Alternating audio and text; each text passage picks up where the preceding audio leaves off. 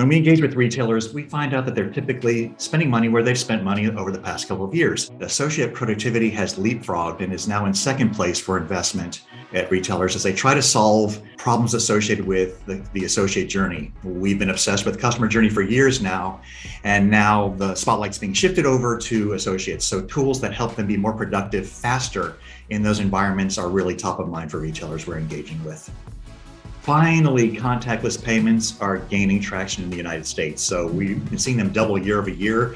And while that sounds impressive, when you're only in 1 or 2% of the transactions and you move up to 4%, it's not that big of a jump. But 2022 looks to be maybe 18 to 20% of transactions will be contactless. And if that continues to double, that will soon be the dominant payment form in the States. And that's great for those of us in the mobile industry because a lot of our phones are equipped with the technology to take mobile payments right out of the box. So now if you take this idea of connecting associates and giving them productivity tools and the ability to take a contactless payment, put them together, now shoppers can meet customers in the aisle and help them out right then and there. And this tends to eliminate or potentially could eliminate one of the biggest friction points in both the associate journey and the customer journey, which is the checkout process. So I'm really excited about where we're headed with this. The last part of it is as we continue this idea of equipping associates with mobile devices, it's becoming more and more important that those devices function out of the box to solve those problems. So we're in tandem with the rising contactless payments, we're also seeing a massive adoption in computer-based scanning technologies. As this computer-based scanning technology gets adopted, it can capture more and more barcodes at once. So go back to this whole idea of making those associates more effective and efficient in their jobs. Instead of having to scan code by code by code, you can capture an entire shelf. It's going to be amazing when we start seeing this proliferate in retail. I lead the B2B display for the retail market, for the US market. B2B display also encompasses our hosted solutions, software, and analytics with different partners. Really, I think what our B2B display is about is driving transactions back to brick and mortar. So really understanding those habits at home, which Samsung can do through Samsung Ads, and really help our B2B enterprise clients provide advertising or putting messages at the right time, at the right place, and then really understanding what happens in store. So part of that social commerce, we really can understand with our analytics in store, are we seeing an uptick? Are we driving people to the right place inside of the store?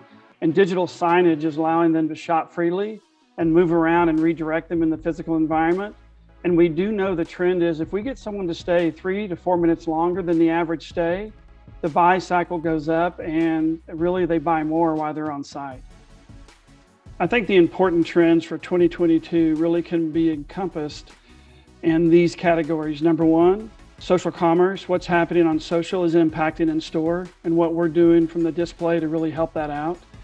Automation and reducing friction.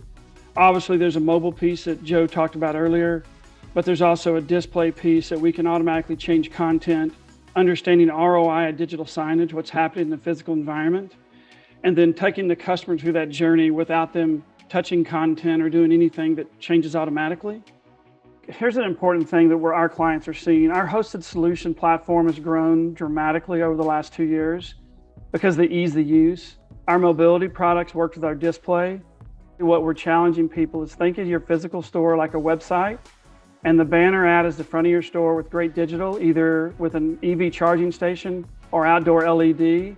And what are we doing to drive traffic into your store, get them to go different places inside of the physical footprint, understanding what's happening, why they're there, and then changing those behaviors and then monetizing them.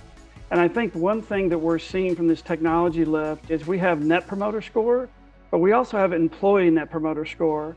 When you have great technologies that employees like to work and live in an environment, they like the same technologies they have at home in store to work with. And what we're seeing is an employee satisfaction.